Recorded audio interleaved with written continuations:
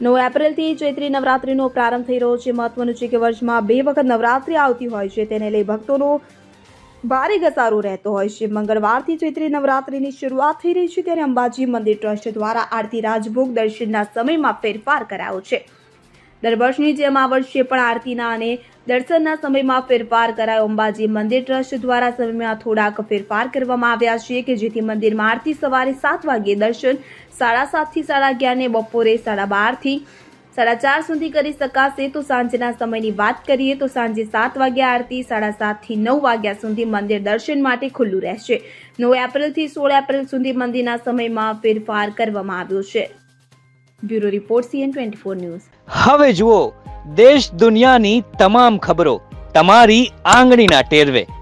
ઉઠાવો મોબાઈલ અને Google Play Store પરથી ડાઉનલોડ કરો અમારી CN24 ન્યૂઝ મોબાઈલ એપ.